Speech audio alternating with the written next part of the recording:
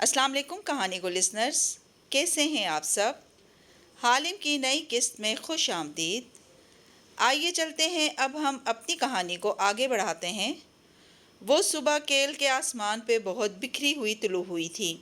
आज आसमान पे बादल नहीं थे और मुतला साफ था। ऐसे में तितलियों के बाग में बनी रविश पे वो दोनों चल रहे थे। दाएं हाथ चलता आदमी मोहित था, उसके कॉलर से माइक लगा था और वो हाथ हिला हिला के एडम से सवालात पूछ रहा था। एडम के बाल माथे पे बिखरे थे और आंख का नील कदरे मुदमिल हो चुका था। बाजू पे बंदी आर्म स्लिंग वैसी ही थी। वो अपने जख्मी बाजू को गर्दन से गोया लटकाए मुस्कुरा के साथ चलते हुए जवाब दे रहा था। दो कैमरामैन उनके सामने अपने कैमरे लिए उल्टे कदमों पीछे हट रहे थे। एडम, इस जुमे को आप अपनी किताब रिलीज करने जा रहे हैं, कैसा महसूस कर रहे हैं? जख्मी हाथ वाला नौजवान सर झुका के मुस्कुराया और फिर चेहरा उठा के कहने लगा, मैं इत्मीनान महसूस कर रहा हूँ। मेरी किताब ऑनलाइन रिलीज़ होगी और उसे आम आवाम मुफ्त डाउनलोड कर सकेगी। ये दूरी निगारा मलायो का पार्ट 1 है। अभी मैं इन तमाम ईमेल्स को नहीं पढ़ सका। जब पढ़ूंगा तो अगला पार्ट लिखूंगा। ईमेल्स पढ़ने में इतनी देर क्यों लग रही है? क्योंकि वो बहुत ज़्यादा हैं और मैं एक अकेला, और फिर हर ईमेल को समझने और उसका कनेक्शन बनाने में वक्त लगता है। वो दोनों रविश पे चलते पुल तक आ गए। कैमरामैन अब पुल के वस्त में खड़े थे और उनकी वीडियो बना रहे थे। एडम एंकर की तरफ रुख मोड़े बात कर रहा था। उसके बाजू के पलस्तर पे एक नीले और जर्द रंगों वाली तितली आन बैठी थी। आपको मज़ीद धमकियां या रिश्वतों की पेशकश मिली? एडम धीरे से हंस दिया। इस मारपीट के वाक़े के बाद कोई धमकी तो नहीं मिली। अलबत्ता क्लाइड एंड ली के चंद नामी ग्रामी क्लाइंट्स ने मुझसे रब्ता करके दोस्ती की ख्वाहिश जाहिर की है। तो आपने क्या कहा? मैंने सबसे पहले उन्हीं की ईमेल्स तलाश करके उनके नाम किताब में डाले और वो दोनों हंस दिए। अगर ये लोग आपको कोर्ट ले गए तो? भाई, मैंने तो डेटा नहीं चुराया, मुझे तो विसल ब्लोअर ने दिया है। विसल ब्लोअर को हमारा कानून तहफ़्फ़ुज़ देता है। और क्लाइड एंड ली अगर इन कागजात को डिनाई नहीं करेगी, वो वकला हैं और उनको मालूम है कि यूं बोले गए झूठ उनको मुसीबत में फंसा सकते हैं। फिर इस फर्म ने तो कोई जुर्म नहीं किया।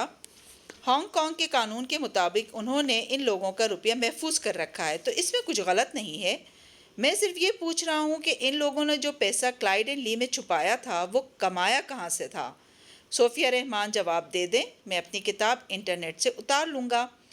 तितली हनोज इसके बाजू पे बैठी थी और वो पुल पे चलता जा रहा था। पुल के नीचे तंग सा चश्मा बह रहा था जिसमें मछलियाँ तैरती नजर आती थीं। पुल को सब्ज बेलों ने दोनों तरफ से ढका हुआ था और ऊपर जाके वो मिल जाती, गोया सब्ज छाता सा बन जाता। इन पत्तों पे जगह जगह छोटी बड़ी तितलियाँ बैठी थीं। वैसे अगर आप इन 3-4 बड़े आदमियों से डील कर लेते तो आपको बेतहाशा दौलत मिल सकती थी। फिर आपने ऐसा क्यों नहीं किया?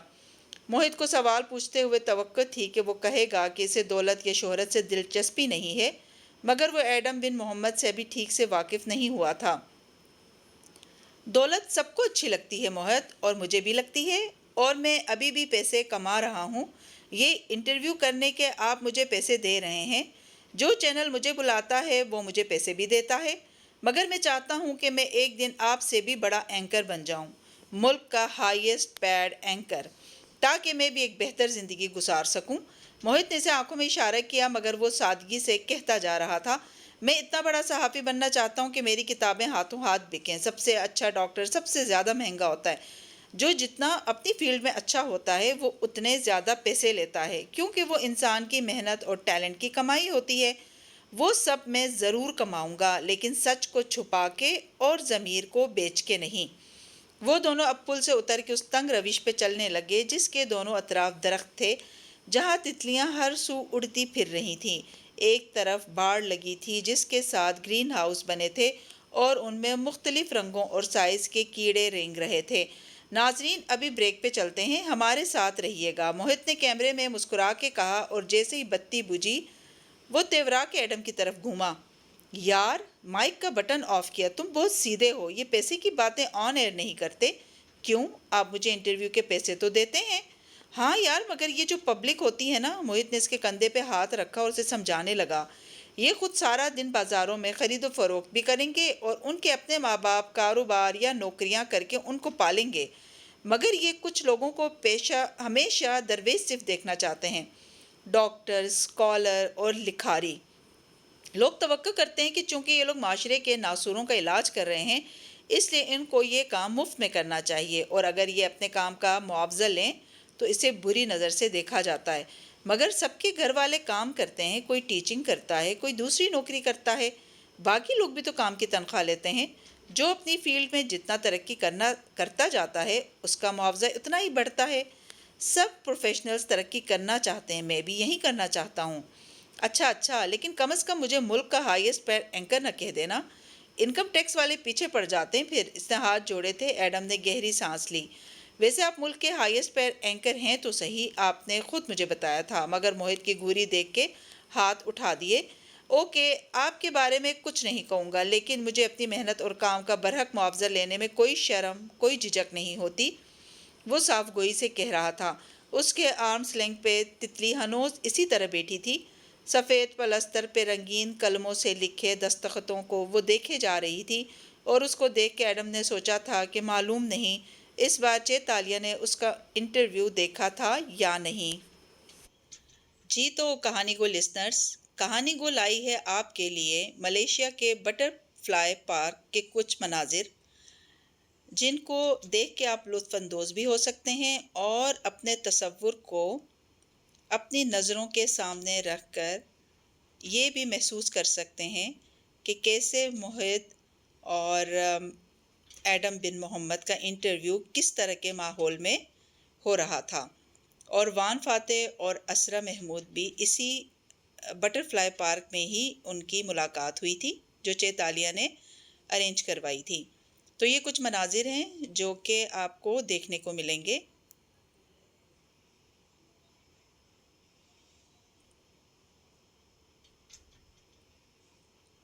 یہ پارک بہت خوبصورت مناظر سے بھرا پڑا ہے، جیسے یہاں پر یہ جھیل جس کے بارے میں بتایا جا رہا تھا، یہ اس کا فرنٹ مین ڈور اس پارک کا، اور یہ جو ابھی ہم سن رہے تھے کہ ایک جھیل ہے اور اس میں رنگ برنگی مچھلیاں تیر رہی ہیں، تو یہ وہی منظر ہے، یہ آپ اپنی آنکھوں سے دیکھ سکتے ہیں۔ یہ مناظر میں آپ کو گوگل سے نکال کے دکھا دیتی ہوں تاکہ کہانی سننے میں آپ کو مزید لطف آئے۔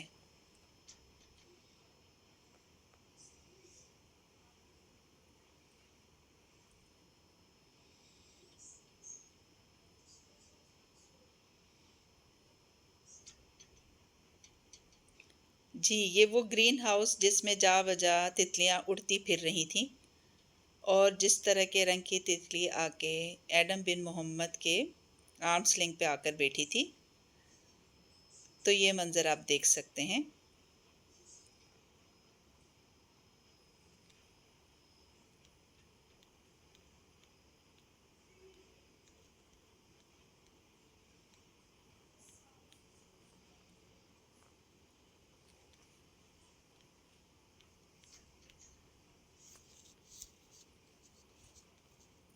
جی تو کہانی کو لسنرز، میں امید کرتی ہوں کہ آپ کو یہ تصاویر بہت پسند آئی ہوں گی اور آپ کو اب کہانی سننے میں مزید لطف آئے گا۔ یہ ہے ملیشیا کا بٹر فلائی پارک، بہت خوبصورتی سے بنایا گیا ہے۔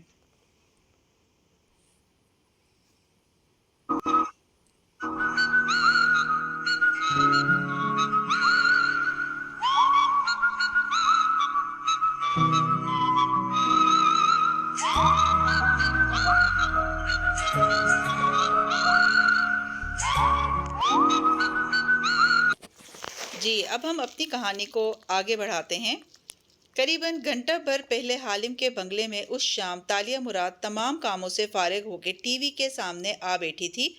اس نے آج ایک کیس حل کیا تھا اور عجلت میں وہ گھر آئی تھی تاکہ انٹرویو مس نہ ہو۔ لاؤنج کی بتیاں بجھائے اور کھڑکی کے پردے ہٹائے اس نے صرف ٹی وی کی چمکتی اسکرین سے نیم اندھیر لاؤنج کو منور کر رکھا تھا۔ سلاد کا باؤل گود میں رکھے وہ صوفے پہ آلتی پالتی کیے بیٹھ گئی اور کمرشل بریک گزرنے کا انتظار کرنے لگی۔ ڈور بیل کی چنگاڑتی آواز نے ایک دم اسے شدید بدمزہ کر دیا تھا۔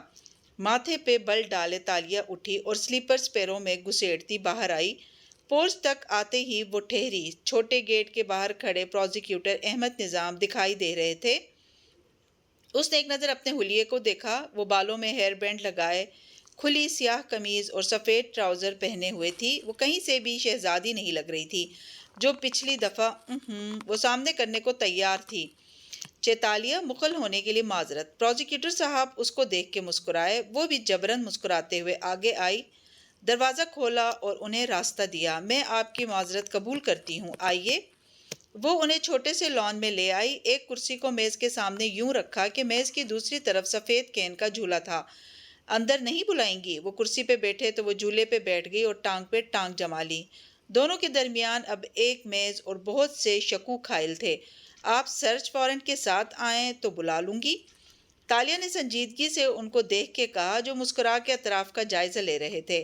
شام ابھی روشن تھی اور گھاس خشک تھا۔ تالیہ کے بائیں ہاتھ کھڑکی تھی جس سے اندھیر لاؤنج میں چمکتی ٹی وی اسکرین دکھائی دے رہی تھی۔ آواز ساؤنڈ پروف شیشوں کے باعث نہیں سنائی دیتی تھی۔ آپ کا سیاسی انتقام ابھی ختم نہیں ہوا جناب، مگر اوہ سوری، آپ تو صرف مہرہ ہیں صوفیہ رحمان کی بیڈنگ کے لیے۔ احمد نظام نے بہت ضبط سے اسے دیکھا۔ چیتالیہ، آپ اپنے اعمال کسی اور کے سر نہیں تھوپ سکتی۔ اور کیا کیا کیا ہے میں نے؟ بظاہر کچھ بھی نہیں۔ میں نے آپ کے کاغذات بہت باریک بینی سے پڑھے ہیں۔ گو کہ میں جانتا ہوں کہ آپ ایک آرٹ تھیف اور کون وومن ہیں، مگر اپنی ہر واردات سے کمائے پیسے کو آپ نے خوبصورتی سے کسی پینٹنگ کی فروخت کی مد میں ڈال کے سفید کر رکھا ہے۔ اگر صوفیہ رحمان آپ جتنی عقل مند ہوتی تو اپنے کالے دھن کا منی ٹریل پہلے دن سے بنا رکھتی، مگر حکمران طبقہ منی ٹریل اس لیے نہیں بناتا کہ انہیں پکڑے جانے کا ڈر نہیں ہوتا۔ آپ کو تھا اور میں آپ کی ذہانت کی قدر کرتا ہوں۔ اچھا تو اب میں چور بھی ہوں۔ یوں کریں 2-4 قطر بھی ڈال دیں میرے اوپر، کیس ذرا مضبوط ہو جائے گا۔ میری بات ابھی مکمل نہیں ہوئی چیتالیہ۔ وہ مسکرائے اور پروزیکیوٹر، ایسی مسکراہٹ کسی بھی مشتبہ شخص کو چونکانے کے لیے کافی ہوتی ہے۔ میں نے کہا نا، آپ نے اپنی ملکیت میں موجود ہر شے کس طرح خریدی، ساری دولت کس طرح بنائی، آپ کے پاس ہر چیز کا پیپرز میں منی ٹریل ہے، سوائے ایک چیز کے۔ وہ ٹھہر کے اس کی آنکھوں میں دیکھنے لگے تو تالیہ نے گہری سانس لی۔ آپ کو تو مسٹری رائٹر ہونا چاہیے تھا۔ وہ اس کی آنکھوں سے نظریں ہٹائے بغیر بولے، یہ سرخ آنسو شکل یاقوت اور ہیروں سے مزین انگوٹھی کہاں سے آئی ہے آپ کے پاس چیتالیہ؟ تالیہ کی لٹ کو لپیٹتی انگلی ٹھہری۔ اس نے ہاتھ سامنے کر کے شام کی نیلگوں روشنی میں اس قیمتی انگوٹھی کو دیکھا اور پھر احمد نظام کو۔ آپ دو ماہ یہی سوچتے رہے، مجھ سے پوچھ لیتے۔ خیر، یہ گفٹ تھا۔ کس کا؟ مگر تالیہ کے پاس جواب تیار تھا۔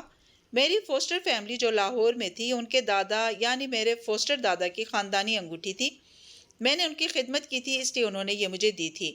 احمد نظام مسکرا دیے۔ میں نے کافی دن سوچا کہ آپ اس انگوٹھی کو کس کے سر ڈالیں گی اور مجھے آپ کی فوسٹر فیملی کا ہی خیال آیا، بیرون ملک موجود خاندان جس کو اب تلاش کرنا بھی ممکن نہیں۔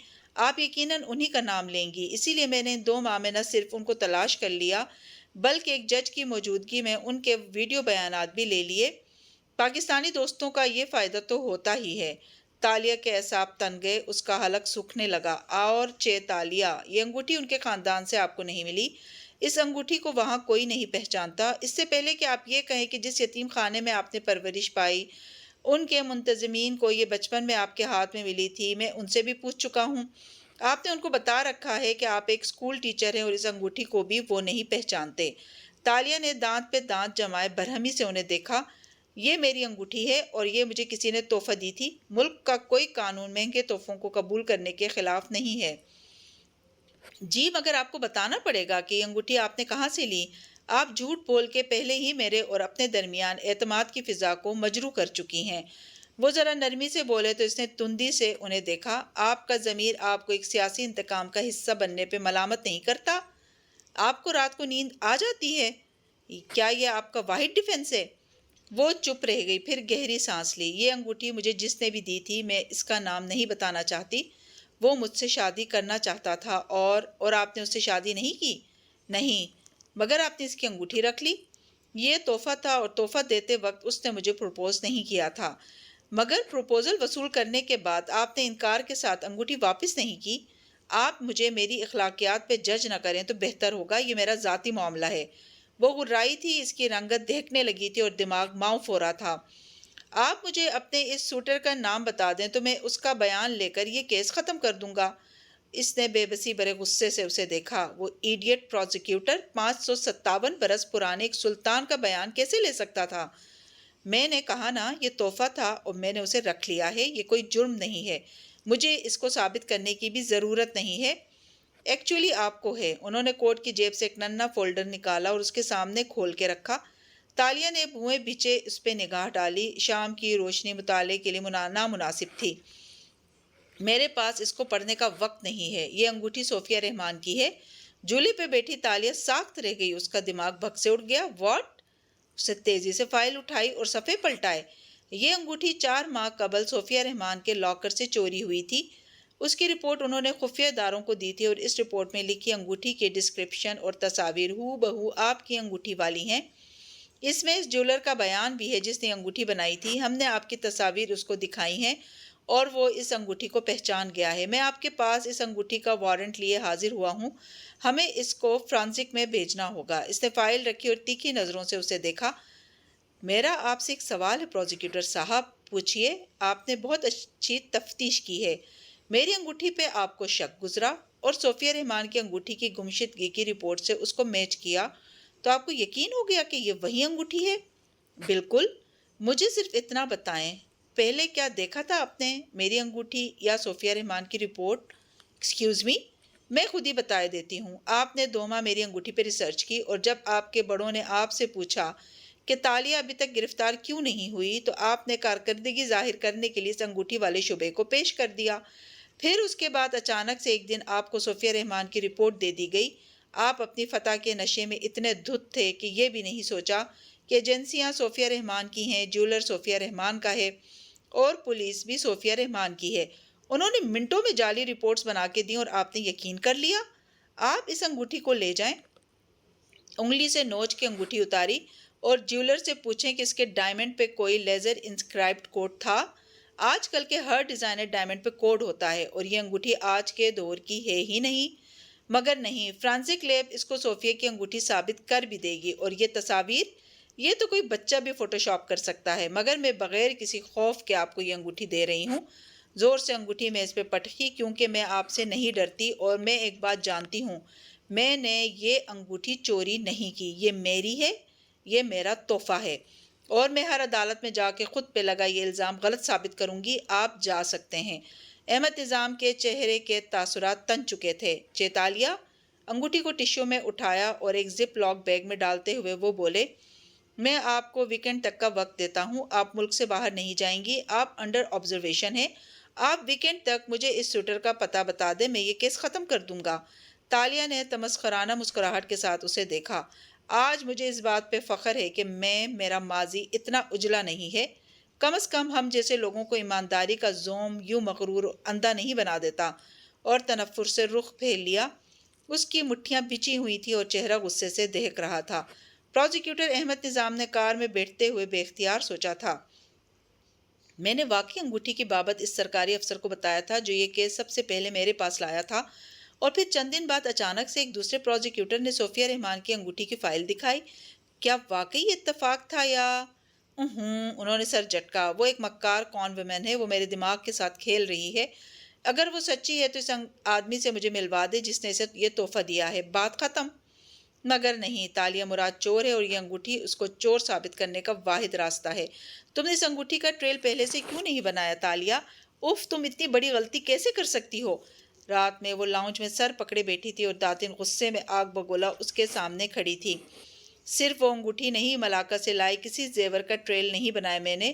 وہ سارا زیور ایک محفوظ لاکر میں ہے جو کہ میرے نام پہ نہیں ہے، اس لیے اس ایڈیٹ کو اس کا علم نہیں ہو سکا۔ انگوٹھی بس پہنتی تھی تو اس نے دیکھ لی۔ اف، مجھ سے اتنا بڑا بلنڈر ہو گیا۔ وہ ماتھے کو پکڑے سر جھکائے بیٹھی تھی۔ فاتح رامزل کا ساتھ دینا تمہیں بہت مہنگا پڑ رہا ہے تالیہ۔ مگر میں نے کچھ غلط نہیں کیا داتن، وہ سر اٹھا کے جیسے اچنبے سے بولی۔ یہ میرا زیور تھا، میرا جائز زیور، مجھے اس کا نہ خوف تھا نہ گلٹ، اس لیے میں نے اس کو نظر انداز کر دیا۔ اب کیا ہوگا؟ کچھ نہیں ہوگا۔ اس نے سر جھٹک کے میز سے آئی پیڈ اٹھا کے گود میں رکھا اور اسکرین روشن کی۔ جب انسان ایماندار ہو جائے تو ماضی کے گناہوں پہ اسے کوئی نہیں پکڑ سکتا۔ اللہ تعالیٰ ایسے انسان کا خود پردہ رکھتا ہے۔ یہ ایڈم کہتا ہے، مجھے یقین ہے میری ایمانداری کے بدلے سارے کائنات میرا پردہ رکھے گی۔ یہ لوگ مجھے ملایا کا کانٹا نہیں ثابت کر پائیں گے، تم دیکھنا۔ وہ اب روشن اسکرین پہ انگلی پھیر رہی تھی۔ مجھے ایڈم کا انٹرویو دیکھنا ہے۔ داتن اسے دیکھ کے رہ گئی۔ ایڈم تمہارے لیے کیا ہے تالیہ؟ تالیہ نے حیرت سے اسے دیکھا۔ وہ میرا دوست ہے۔ اور تم نے کبھی سوچا کہ وہ تمہارے بارے میں کیا سوچتا ہے؟ شاید انگوٹھی کا ٹریل واحد چیز نہیں ہے جس کو تم نظر انداز کرتی رہی ہو۔ خفگی سے کہہ کے داتن آگے بڑھ گئی۔ وہ چند لمحے اچنبے سے اسے دیکھے گئی، پھر سر جھٹک کے اسکرین کی طرف متوجہ ہو گئی۔ ذہن البتہ ابھی تک احمد نظام کی باتوں میں الجھا تھا۔ اس کے جھوٹ مسلسل پکڑے جا رہے تھے اور اس کے سچ پہ کوئی یقین نہیں کر سکتا تھا۔ اب وہ کیا کرے گی؟ ڈاکٹر دین جمال کا آفس ہلکے اور ٹھنڈے رنگوں کے امتزاج میں سجا تھا۔ سفید دیواریں اور ان پہ آویزہ خوبصورت پینٹنگز، کونوں میں رکھے انڈور پودے اور وہ آرام دہ سفید کاؤچ جس پہ فاتح بیٹھا تھا، ہر شے آنکھوں کو ٹھنڈک دیتی تھی۔ ڈاکٹر دین خود بڑی آبنوسی میز کے پیچھے گھومنے والی کرسی پہ بیٹھے تھے اور ناک پہ اینک جمائے وہ بغور سامنے براجمان الجھے الجھے سے وان فاتح کو دیکھ رہے تھے، جو ٹوٹے بکھرے انداز میں وقفے وقفے سے بول رہا تھا۔ میری زندگی کی ایک رات میرے ذہن سے محو ہو چکی ہے۔ وہ کونے میں رکھے پودے کو دیکھ رہا تھا۔ کالر والی سادہ ڈریس شرٹ پہنے وہ عام سے حلیے میں تھا۔ آج شیو بھی نہیں کی تھی، اس لیے مزید ڈسٹرب لگ رہا تھا۔ اس رات کچھ ہوا تھا دین، اور وہ جانتی ہے کہ کیا ہوا تھا، مگر وہ مبہم باتیں کر کے چلی گئی اور میں تب سے ذہنی اذیت میں ہوں۔ تمہیں کیا لگتا ہے کیا ہوا تھا؟ کسی نے مجھے مارا تھا، کیونکہ میرے جسم پہ ضربوں اور زخموں کے نشان تھے، کچھ پرانے اور کچھ نئے، جیسے اس ایک رات میں کافی عرصہ بیت گیا ہو۔ اور پھر وہ خواب، اس نے کرب سے آنکھیں بند کیں، وہ خواب تمہارے ذہن کی اختراع بھی ہو سکتے ہیں، تو پھر اس کو ان کے بارے میں کیسے معلوم ہو سکتا ہے؟ وہ پوری جزیات سے مجھے میرا خواب کیسے بتا سکتی ہے؟ اس نے شکوہ کناں نظروں سے ڈاکٹر کو دیکھا۔ کبھی کبھی کسی ناخوشگوار واقعے سے جب انسان ڈیل نہیں کر سکتا تو اس کا ذہن اس میموری کو ریپریس کر دیتا ہے۔ اکثر بچپن کے برے واقعات کو بچے ذہن میں کوئی اور شکل دے دیتے ہیں، یہاں تک کہ بڑے ہونے پہ اصل واقعہ انہیں بھول چکا ہوتا ہے اور اس کا متبادل من گھڑت خوشگوار واقعہ ان کو یاد ہوتا ہے۔ مگر یہ میرا بچپن نہیں ہے، ایک ہی رات میں ایسے کچھ نہیں بھول سکتا۔ ہو سکتا ہے تمہارے سر پہ چوٹ آئی ہو یا ٹراما کی وجہ سے وقتی طور پہ یادداشت چلی گئی ہو، یا شاید اس رات کچھ بھی نہ ہوا ہو۔ مگر تالیہ کو کیسے علم ہوا؟ اور یہیں آ کے وہ لج جاتا تھا۔ فاتح، تمہارا مسئلہ وہ رات نہیں، تالیہ مراد ہے، تم اسی کے بارے میں سوچے جا رہے ہو، ڈاکٹر دین نرمی سے کہہ رہا تھا۔ فاتح نے سر جھٹکا۔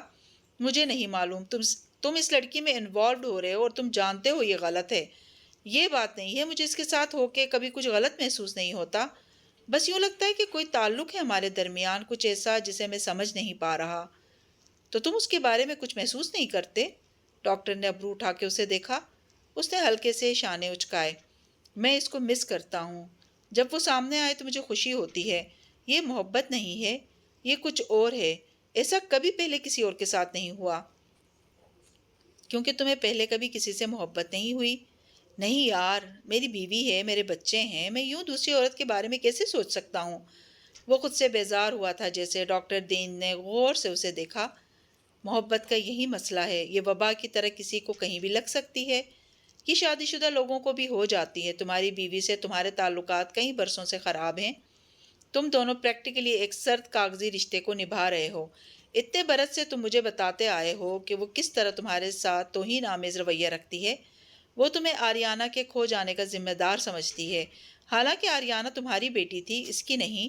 تمہارا اور تمہاری بیوی کا تعلق برسوں سے ختم ہے، مگر اب ہم ٹھیک ہیں۔ غلط۔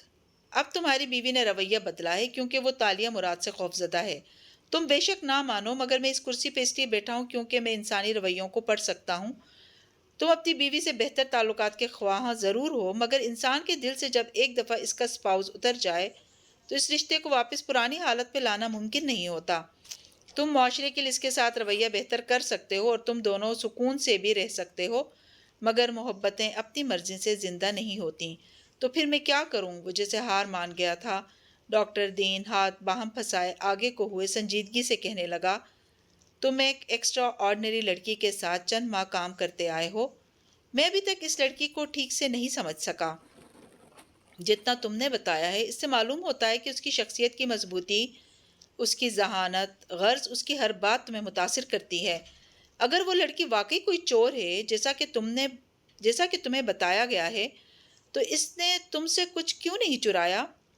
اس نے صرف تمہاری مدد کی، وہ تمہارے کام آئی، مگر کیوں؟ شاید وہ میرے کاز پہ یقین رکھتی تھی، شاید اس کا مقصد تمہاری توجہ حاصل کرنا تھا، لیکن پھر ایک اصولی موقف پہ اس نے تمہیں چھوڑ کیوں دیا؟ اگر وہ تمہیں صرف حاصل کرنا چاہتی تھی تو اسے تمہارے ارد گرد منڈلانا چاہیے تھا۔ اگر وہ تمہیں نقصان دینا چاہتی تھی تو ابھی تک تمہیں نقصان کیوں نہیں پہنچا؟ ایک کون وومن اگر خود کو لائم لائٹ میں لے آئے تو اس کا دھندا ہی ختم ہو جائے گا کہ سب اس کو پہچاننے لگیں گے۔ کوئی انسان اتنا سیلف لیس ہو کہ کسی کے لیے کام صرف ایک صورت میں کرتا ہے۔ کس صورت میں؟ وہ دھیان سے اس کو سن رہا تھا۔ محبت میں، کیونکہ محبت انسان کو بے بس بنا دیتی ہے۔ آپ مختلف طریقوں سے خود کو اس شخص کے قریب رکھنا چاہتے ہیں، چاہے اپنی دنیا داؤ پہ بھی لگ جائے۔ تم کہہ رہے ہو کہ اسے مجھ سے محبت ہے؟ ہو بھی سکتی ہے، مگر وہ ہمارا مسئلہ نہیں ہے۔ ہمارا مسئلہ تم ہو۔ فاتح، محبت شادی شدہ لوگوں کو بھی ہو جاتی ہے، مگر سمجھدار انسان اس سے پیچھا چھڑا لیتے ہیں۔ وہ لڑکی شادی شدہ ہے، حالانکہ اس کا شوہر کبھی منظر پہ نہیں آیا، مگر اس نے تمہارے پاس کام چھوڑ دیا تاکہ وہ تم سے پیچھا چھڑا لے۔ تمہارے 2 بچے ہیں، تمہاری ایک سیاسی پوزیشن ہے۔ سیاست دان کی طلاق اس کو بدنام کر دیتی ہے، تمہیں بھی اب اس سے پیچھا چھڑانے کی ضرورت ہے۔ وہ اسے سمجھا رہا تھا۔ فاتح نے کنپٹی کو 2 انگلیوں سے مسلا، اس کا سر درد کرنے لگا تھا۔ اور وہ کیسے؟ مرد اور عورت ایک دوسرے کی طرف تب تک اٹریکٹڈ رہتے ہیں جب تک ان کے درمیان مسٹری رہتی ہے۔ مخالف صنف کی یہی مسٹری محبتوں اور افیئرز کی وجہ بنتی ہے۔ ہم اس مسٹری کو ختم کرنے کی کوشش کرتے ہیں تاکہ تم اپنی زندگی میں واپس لوٹ سکو۔ وہ بھولی ہوئی رات ہمارے درمیان کی سب سے بڑی مسٹری ہے۔ ڈاکٹر دین نے قلم سے کاغذ پہ کچھ لکھا، پھر چند لمحے سوچتا رہا۔ کیا اس شادی کی تقریب کے بعد تم نے اس سے پوچھنے کی کوشش کی کہ تمہیں وہ رات کیوں بھول چکی ہے؟ ہاں، میں نے اسے ٹیکسٹ کیا تھا۔ ڈاکٹر چونکا۔ اوہ، اور اس نے کیا وجہ بتائی؟ صرف ایک لفظ کہا، جادو۔ وان فاتح نے شانے اچکائے۔ جادو؟ ڈاکٹر نے چمبے سے اسے دیکھا۔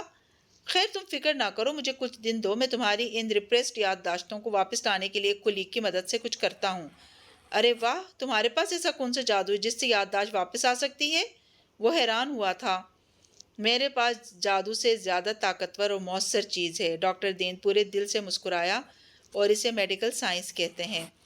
ویکینڈ کی شام وان فاتح کی رہائش گاہ کے لیونگ روم میں اس وقت رونق سی لگی تھی۔ اشر اور اسرا صوفوں پہ بیٹھے گشگپیوں میں مصروف تھے۔ جولیانا اور سکندر سامنے ٹی وی اونچی آواز سے چلائے ایکس باکس کھیلنے میں مگن تھے۔ ملازمت چائے اور سنیکس سرو کر رہی تھی جب فاتح کمرے سے نکلا۔ اس نے پینٹ کے اوپر سفید شرٹ اور ٹائی پہن رکھی تھی اور کف لنک لگا رہا تھا۔ اجلت میں لگتا تھا۔ ایک ملازم ہینگر پہ اس کا کوٹ اٹھائے باہر کی طرف جا رہا تھا۔ فاتح، اسرا نے مسکرا کے اسے پکارا تو وہ جو کف لنک لگاتے ہوئے الجھ رہا تھا ہلکا سا مسکرایا۔ سوری، میں آپ لوگوں کو جوائن نہیں کر سکوں گا، مجھے ایڈم کی کتاب کی تقریب میں پہنچنا ہے۔ اوکے، کوئی پرابلم نہیں۔ اسرا مسکرا کے اٹھی اور اس کے سامنے آ رکی، پھر بہت محبت سے اس کے کف پہ کف لنک جوڑنے لگی۔ Thank you. اس نے اسرا کو دیکھا تو محسوس کیا کہ وہ تھکی تھکی سی لگ رہی ہے، جیسے کوئی انسان اندر سے کھوکھلا ہونے کے باوجود مسکراتا رہے۔ تم ٹھیک ہو؟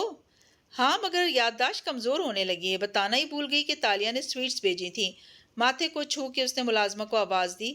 پھر بچوں کو والیوم ہلکا کرنے کا کہا۔ سکندر نے تابعداری سے آواز کم کی تو ذرا خاموشی ہوئی۔ ایسے میں اسرا کی بات سب گواہوں نے غور سے سنی تھی۔ تالیہ نے کوکو پھل سے کوئی پیسٹریز بنا کے بھیجی ہیں تمہارے اور میرے لیے۔ How sweet of her. ملازمہ ایک ٹوکری اٹھا لائی۔ یہ اس ٹوکری جیسی تھی جو فاتح نے تالیہ کے گھر میں دیکھی تھی۔ اس کے اندر بس 2 پیسٹریز رکھی تھیں، ایک کیرٹ کیک کا ٹکڑا تھا اور ایک چاکلیٹ والی تھی۔ فاتح نے ایک نظر ان کو دیکھا۔ کوئی خاص وجہ؟ وہ ممنون تھی کہ ہم نے اس کے خلاف حکومتی کیس کو مضبوط نہیں ہونے دیا۔ اسرا نے کیرٹ کیک کا ٹکڑا خود اٹھا لیا اور چاکلیٹ پیسٹری کی طرف اشارہ کیا۔ کھاؤ نا، تمہارے لیے میں نے چاکلیٹ والی رکھی ہے کیونکہ اس میں نٹس ہیں اور تم تو جانتے ہو ڈیئر، مجھے نٹس الرجی ہے۔ بلکہ میں نے تالیہ کو بھی بتا رکھا تھا۔ خیر تم لو نا۔ وہ کیرٹ کیک کھاتے ہوئے غور سے اسے دیکھ رہی تھی۔ فاتح نے ایک نظر اشر کو دیکھا جو تالیہ کے ذکر پہ جان بوجھ کے فون پہ مصروف ہو گیا تھا، اور پھر اس نے شانے اچکا دیے۔ ابھی دل نہیں چاہ رہا، مجھے دیر ہو رہی ہے۔ اس نے اتنے خلوص سے بھیجی ہے، چکھ تو لو۔ واپس آ کے وہ سب کو خداحافظ کہتا دروازے کی طرف بڑھ گیا۔ اسرا نے کیرٹ کیک کھاتے غور سے اسے جاتے دیکھا، پھر ملازمہ کو کیک فریج میں رکھنے کی ہدایت کی اور بچوں کو یاد دہانی کروائی، کوئی اس کیک کو ٹچ نہیں کرے گا، یہ تالیہ آنٹی نے صرف ڈیڈ کے لیے بھیجا ہے، ٹھیک؟ سکندر نے سر ہلا دیا، جولیانا نے البتہ سنا ہی نہیں۔ وہ اسکرین پہ نظریں گاڑی کھیلتی رہی۔ اسرا واپس صوفے پہ جا بیٹھی اور گفتگو کا سلسلہ وہیں سے جوڑنا چاہا، البتہ اشر قدرے خفا ہوا۔ کاکا، تم لوگ اس لڑکی سے اب پیچھا چھڑا لو، اس پہ کیس چلے گا تو ہم سب بدنام ہوں گے۔ نہیں ایش، وہ اداسی سے مسکرائی، میں اب اس سے پیچھا نہیں چھڑانا چاہتی، وہ فاتح سے کبھی دور نہیں جائے گی، میں نے اسے قبول کر لیا ہے۔ اور وہ سچ کہہ رہی تھی، اس نے ہار قبول کر لی تھی۔ وہ تالیہ سے بھی ملے گا اور وہ اسے بتا دے گی کہ وہ پیسٹریز اس نے نہیں بھیجی، لیکن اسرا کو اس بات کی پرواہ نہ تھی۔ اس کے بچوں اور اشر نے سن لیا تھا کہ وہ تالیہ نے بھیجی ہیں، اتنے گواہ بہت تھے۔ موہت کے چینل کے زیر اہتمام ایک مقامی ہوٹل میں ایڈم بن محمد کی پریسر سجائی گئی تھی۔ اسٹیج پہ اس وقت میز کے پیچھے خالی کرسیاں رکھی تھیں، ان کے عقب میں بڑی اسکرین پہ ایڈم کی کتاب کا سرورق دکھایا جا رہا تھا۔ تقریب شروع ہونے میں ابھی وقت ہے، اس لیے اسٹیج خالی تھا اور مہمان ٹولیوں کی صورت کھڑے خوش گپیوں میں مصروف تھے۔ مشروبات سرو کیے جا رہے تھے اور چہم گوئیاں جاری تھیں۔ ایسے میں گلاس اٹھائے مہمانوں کے درمیان سے گزرتی تالیہ صرف ایک چہرے کو ڈھونڈ رہی تھی، جس کو صبح ہی اس نے مدعو کیا تھا اور اسے امید تھی کہ وہ آئے گا، اور پھر وہ اسے نظر آ ہی گیا، چند لوگوں میں گھرا کھڑا، مسکرا کے بات کرتا وان فاتح۔ وہ اکیلا تھا، اسرا ساتھ نہیں آئی تھی۔ تالیہ کو حیرت ہوئی۔ فاتح نے اسے دیکھا تو دوسرے مہمانوں سے معذرت کر کے اس کی طرف چلا آیا۔ چند قدم وہ چلا، چند قدم تالیہ چل کے آئی، اسے دیکھ کے وہ جیسے بہت خوش ہوا تھا۔ مسز اسرا نہیں آئیں؟ تہیں، اس کی طبیعت ٹھیک نہیں لگ رہی تھی۔ ایڈم کہاں ہے؟ وہ بیک سٹیج ہے، اپنی تقریر دہرا رہا ہے۔ وہ بھی اسے دیکھ کے خوش ہوئی تھی۔ آج اس نے سیاہ سکرٹ پہ سفید بلاؤز اور سیاہ کوٹ پہنے، بالوں کو کھلا چھوڑا ہوا تھا، بنا میک اپ کے چہرہ، اور اس پہ فاتح کو دیکھ کے آئی مسکراہٹ۔ کیوں اس کو دیکھ کے احساس ہوتا تھا کہ دونوں کے درمیان کوئی تعلق تھا، کچھ ایسا جو وہ چاہ کے بھی یاد نہیں کر پا رہا تھا۔ تھینک یو سویٹس کے لیے، وہ مسکرا کے کہنے لگا تو تالیہ کے ابرو اچنبھے سے اکھٹے ہوئے۔ Sweets, pastries, brownies, whatever, مگر اس کی ضرورت نہیں تھی۔ تالیہ ناسمجھی سے مسکرائی۔ میں آئی ایم سوری وٹ؟ چیتالیہ، اسے کسی نے پکارا اور وہ ایک منٹ رکو، کہنا چاہتی تھی کہ فاتح کے چہرے کے بدلتے تاثرات دیکھے تو چونک کے مڑی۔ پروزیکیوٹر احمد نظام 3 سوٹ والے افراد کے ساتھ کھڑے تھے۔ آپ یہاں کیا کر رہے ہیں؟ فاتح نے برہمی سے پوچھا۔ احمد نظام نے کاغذ کا ایک ٹکڑا اس کی طرف بڑھایا۔ ہمارے پاس تالیہ مراد کی گرفتاری کے وارنٹ ہیں، چیتالیہ، آپ کو ہمارے ساتھ چلنا ہوگا۔ تالیہ بالکل ٹھہر کے ان کو دیکھنے لگی۔ فاتح نے البتہ ناگواری سے کاغذ لیا اور اسے کھول کے دیکھا۔ چونکہ دور دور تک ٹولیوں کی صورت مہمان بکھرے تھے، اس لیے فی الوقت کوئی ان کی طرف متوجہ نہیں تھا۔ آپ کی انگوٹھی کی فرانزک رپورٹ آ گئی ہے، یہ وہی انگوٹھی ہے جو صوفیہ رحمان کی ملکیت میں تھی، احمد نظام نے فاتحانہ انداز میں جتایا تو اس نے گہری سانس لی۔ ٹھیک ہے، آپ مجھے گرفتار کر لیں، مگر یہ ایڈم کی سب سے بڑی تقریب ہے، میں اس کے انٹرویوز مس کر دیتی ہوں، میں اس کو مس نہیں کرنا چاہتی۔ آپ تقریب کے اختتام پہ مجھے گرفتار کر لیجئے گا، وہ بہت ضبط سے بولی۔ قانون اندھا ہوتا ہے چیتالیہ، مگر آپ کی تو آنکھیں ہیں، وہ درستی سے بولا۔ اگر تالیہ نے انگوٹھی چرائی ہوتی تو اسے سرے عام پہن کے گھوم رہی ہوتی۔ واٹ رابش! میں آپ کے ساتھ صرف اتنی رعایت کر سکتا ہوں کہ میں آپ کو کار تک بغیر ہتھکڑی لگائے لے جاؤں تاکہ اطراف کے لوگوں کو فی الوقت علم نہ ہو اور اس نوجوان کی تقریب خراب نہ ہو، لیکن اگر آپ مجھے انتظار کروائیں گی تو یہ آفیسرز آپ کو ہتھکڑی لگا دیں گے، آگے آپ کی مرضی ہے۔ تالیہ نے ایک نظر سٹیج کو دیکھا، ایڈم ابھی تک نہیں پہنچا تھا، پھر دوسری نظر اس نے اطراف میں ڈالی، وہاں اونچے شملے والے شہر کے معززین موجود تھے، وہ ان سب کے درمیان بے عزت ہو جائے یہ اسے گوارا نہیں تھا۔ ٹھیک ہے، میں آپ کے ساتھ چلتی ہوں۔ پھر وہ فاتح کی طرف پلٹی۔ آپ ڈونٹ سے اے ورڈ، اس نے ہاتھ اٹھا کے روکا، اس وقت تمہارے پاس خاموش رہنے کا حق ہے، تم فکر نہ کرو، میں کسی وکیل کو بھیجتا ہوں تمہاری طرف۔ وہ فکر مندی مگر سبھاؤ سے کہہ رہا تھا۔ تالیہ نے نم آنکھوں سے اسے دیکھا۔ آپ جانتے ہیں میں نے وہ مجسمہ کیوں بنایا تھا؟ تالیہ، شش! بعض لوگ سمجھتے ہیں کہ مجسمہ شہزادی تاشا نے وانگ لی کے احترام میں بنایا تھا، مگر کچھ لوگ یہ بھی سمجھتے ہیں کہ شہزادی وہاں وانگ لی کے غلام سے ملنے آتی تھی۔ ایڈم سمجھتا ہے کہ میں نے وہ مجسمہ اس لیے بنایا تھا تاکہ زمین میں خزانہ چھپا سکوں، مگر میں ان میں سے کسی وجہ کی بنا پہ وہ مجسمہ نہیں بنایا تھا، وہ دھیمی آواز میں کہہ رہی تھی، نگاہیں اس کی آنکھوں سے نہیں ہٹ رہی تھیں۔ وہ بہت الجھ کے مگر بہت غور سے اسے دیکھ رہا تھا۔ اگر آپ اس رات کا راز جاننا چاہتے ہیں تو آپ کو اس مجسمے کو توڑنا ہوگا۔ آپ کو وانگ لی کا مجسمہ توڑنا ہوگا توانگ کو۔ وہ میں نے توڑنے کے لیے ہی بنایا تھا۔ تالیہ، وہ اسے چاہنے کے باوجود بھی نہیں روک سکتا تھا۔ وہ مڑی اور احمد نظام کو اشارہ کیا، چلیں، میں آپ کے اندھے قانون کا سامنا کرنے کے لیے تیار ہوں۔ انہوں نے سر کو خم دیا اور تالیہ کے ہمراہ آگے بڑھ گئے۔ ان کے ساتھی افسران پیچھے آئے۔ باہر ایک پولیس کار کی بیک سیٹ پہ وہ بیٹھی ہی تھی کہ ایک آفیسر نے درستی سے اس کی کلائیوں پہ ہتھکڑی لگائی۔ کلک کی آواز سے کڑا بند ہوا تو تالیہ نے ایک نظر اپنی مقید کلائیوں پہ ڈالی اور پھر تپش بھری آنکھیں اٹھا کے فرنٹ سیٹ پہ بیلٹ پہنتے پروزیکیوٹر کو دیکھا۔ میں تم سب کے چہرے یاد رکھوں گی اور ایک دن تمہارے یہی جھکے ہوئے چہرے مجھ سے معافی مانگیں گے۔ جی تو کہانی کو لسنرز، آج کی ایپیزوڈ آپ کو کیسی لگی؟ بہت ہی سنسنی خیز ایپیزوڈ تھی۔ امید ہے کہ آپ کو پسند آئی ہوگی۔ چینل پر نئے ہیں تو چینل کو سبسکرائب کرنا نہ بھولیں، اس سے میری حوصلہ افزائی ہوگی اگر آپ مجھے سبسکرائب بھی کریں گے اور پھر ساتھ ساتھ یہ ناول بھی سنیں گے۔ شکریہ۔